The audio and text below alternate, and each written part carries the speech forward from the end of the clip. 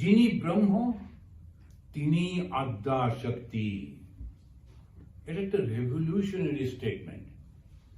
যখন আমরা উপনিষদ পড়ি সেখানে আদ্যা শক্তি যদি বলা হয় তখন ওরা কোনো জায়গাতে এটি মেনশন করছে না।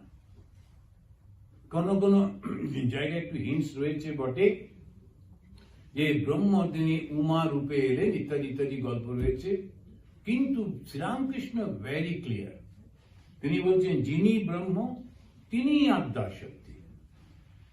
এখন ইলেকট্রিসিটিটা যখন কাজ করছে না আর ইলেকট্রিসিটি যখন কাজ হচ্ছে, দুটো কি আলাদা? একই তো।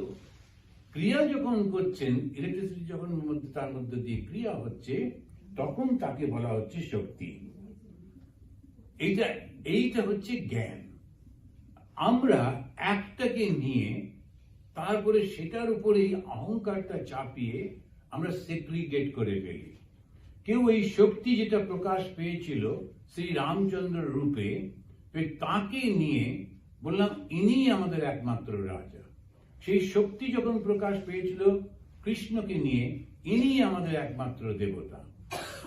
শক্তি যখন প্রকাশ পেল যিশুকে নিয়ে, ইনি আমাদের একমাত্র করে আমরা একমাত্র করে ফেলছি, আর অন্যদের দিচ্ছি না, নেব না, মানব না, শুধু এইটাই থাকবে। কেন এটা বলছেন? নিজের অহংকারটার জন্য। আমি যেটা বলছি ওটাই হবে, আমি যেটা বুঝেছি ওটাই ঠিক। এর সঙ্গে ধর্মের কোনো সম্পর্ক নেই, ফিলোসফিরও কোনো সম্পর্ক নেই।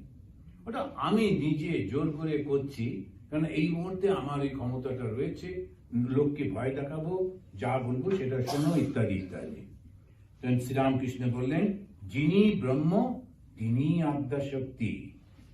এমনি এখানে পড়ে মনে হচ্ছে যেন কিছুই না, কিন্তু যারা ফিলোসফি নিয়ে চর্চা করেন, দর্শনে, তাদের কাছে এটা একটা বিশাল ব্যাপার যে কেমন করে আদ্যা শক্তি আর ব্রহ্ম এক হয়। তো পরব্রহ্মের সঙ্গে আদ্যা শক্তির কি সম্পর্ক? কিন্তু শ্রীরামকৃষ্ণ পরিষ্কার বুঝিয়ে দিচ্ছেন একই। সে যেমন সাপকে দিয়ে বলতে গিয়ে বলছেন, সাপ যখন চুপ করে কুণ্ডলী পাকিয়ে রয়েছে তখনও সাপ, আবার যখন এঁকে বেঁকে চলছে তার শক্তির প্রকাশ হচ্ছে তখনও সাপ। ওই দুটোর অবস্থাটা তিনি বারবার বোঝাচ্ছেন। এবারে একজন রাজা, সে বলছে আচ্ছা আমাকে এক কথায় জ্ঞান দিতে পারো? জ্ঞান মানে যে জ্ঞান এবং অজ্ঞান, তো বলছে এক কথায়। একজন জাদুকর এসে উপস্থিত হলো, এসে বলে রাজা দেখো দুটো আঙুল ঘুরছে, বলে দুটো আঙুল দেখিয়ে ঘোরাতে লাগলো।